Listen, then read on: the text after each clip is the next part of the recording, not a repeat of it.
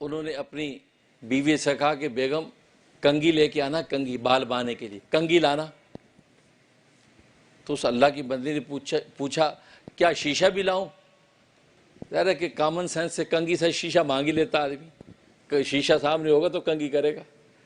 تو کہا کہ شیشہ بھی لاؤں؟ تو وہ بزرگ خاموش ہو گئے، تھوڑی دیر خاموش رہے، اس کے بعد کہا ہاں شیشہ بھی لے آؤ۔ تو بیگم نے کہا کہ آپ نے یہ توقف کیوں کیا؟ آپ نے سوچا کیوں؟ اب کنگھی لانے کا کہہ دیا، ساتھ شیشہ ہاں لے آؤ، آپ نے اس پہ کیا سوچا؟ اب دیکھو اللہ والوں میں ہم میں کیا فرق ہوتا ہے، ہم تو بے ہنگم زندگی گزارتے ہیں جیسے گدھے گھوڑے گزارتے ہیں، ہماری اپنی جیسے گدھے گھوڑے کی کوئی انٹینشن نہیں ہوتی، جانوروں کی کوئی نیت ارادے نہیں تو چل پڑتے جدھر ہانک دیے چل پڑے، لیکن انسانوں کی نیتیں ہوتی ہیں، وہ انٹینشن کے ساتھ ارادہ قلب لے کر چلتے ہیں، یہی تو فرق ہے انسانوں اور حیوانوں میں۔ تو ہم میں اور اللہ والوں میں یہ فرق ہے۔ تو اللہ والے فرمانے لگے اصل میں بات یہ ہے کہ میں نے جب کنگھی مانگی تھی اس سے پہلے میں نے نیت کی تھی، نیت یہ کی تھی کہ میں کنگھی اس لیے کر رہا ہوں تاکہ اپنے بالوں کو سنواروں، داڑھی کو سنواروں، کسی مسلمان بھائی کو ملوں تو میرے حلیے سے اس کو ایذا اور تکلیف نہ ہو، کیونکہ بس اوقات سامنے والے کے حلیے سے بھی ایذا ہوتی ہے اگلے کو۔ آپ اس بات کو بھی میک شور کریں یار میرا حال حلیہ کہ ایسا تو نہیں کہ کسی کو تکلیف ہو۔ لیکن بہت سے لوگ کہتے ہیں جی ہماری اپنی لائف ہے بھائی، ہاں نان یور بزنس، ہم جیسے چاہے پھریں جیسے چاہے کریں، تمہیں کیا تکلیف ہے؟ تکلیف ہے، آپ کو دیکھ کر ہمیں آپ کا حلیہ برا لگے گا ہمیں تکلیف ہوگی، آپ وحشی لگیں گے ہمیں ایذا اور تکلیف ہوگی۔ اس کے اہتمام تو خود نبی کریم صلی اللہ علیہ وسلم نے کیا۔ حضرت عائشہ صدیقہ رضی اللہ تعالیٰ عنہ فرماتی ہیں ایک مرتبہ باہر دروازے پہ کوئی ملنے آیا، دروازہ کھٹکھٹایا، رسول اللہ صلی اللہ علیہ وسلم کھڑے ہوئے اور ایک پانی کی رکابی پڑی تھی، اور فرمایا کہ وہ پانی کی رکابی میں دیوار پہ رکھ دیا کرتی تھی تاکہ پیاسے پرندے آ کے اس میں سے پانی پی لیا کریں۔ آپ نے اس رکابی میں اپنے آپ کو دیکھا اور اپنے امامے کو اس کے اندر درست کیا اور اپنی انگلیوں سے اپنی داڑھی کو کنگھی کی، اپنے آپ کو ذرا سنوارا باہر جانے کے لیے۔ تو میں نے کہا یا رسول اللہ صلی اللہ علیہ وسلم آپ تو ان چیزوں سے بالاتر ہیں، آپ ان چیزوں کے محتاج نہیں ہیں، کیونکہ باہر کوئی آؤگا آپ کا امتی ہوگا، آپ کا شاگرد تابع داری ہوگا، آپ جس بھی حلیے میں جائیں تو اس کو کیا ہے؟ تو آپ ان چیزوں سے تو بلند ہیں، آپ ایسا کیوں کر رہے ہیں؟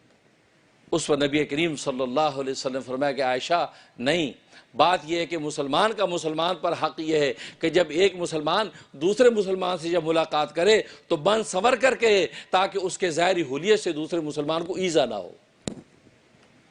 اب آپ کی داڑھی علول جلول ہو، اب دوسرے مسلمان بھائی کو دیکھ تکلیف ہوگی، کوئی نازک مزاج ہوگا تو اس کو اور تکلیف ہوگی، لطیف مزاج کو اور تکلیف ہوگی، کیا داڑھی ادھر جا رہی ادھر جا رہی ہے۔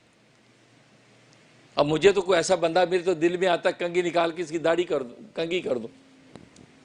دیکھو کہ افینڈی نہ ہو جائے، برے ہی نہ مان جائے بھی مولوی صاحب آپ کیا کر رہے ہیں۔ پاکستان میں تو کئی مریدوں کے میں نے مونچھیں اپنے ہاتھ سے کاٹی ہیں کہ بھائی یہ تمہاری مونچھیں کتنی بے ہنگم ہے، کینچی لاؤ یار مونچھیں صحیح کر دی، اب دیکھ اب ہو لیا یہ صحیح لگ رہے ہو بھائی۔ مزاج ہے، کیوں کہ نبی پاک صلی اللہ علیہ وسلم کا یہ مزاج کہ آپ کے حلیے سے کسی کو تکلیف نہ ہو، آپ ایسا حال حلیہ کر کے پیش ہوں اور ملاقات کریں اتنی گرم جوشی سے کریں۔ تو حدیث میں فرمایا کہ گرم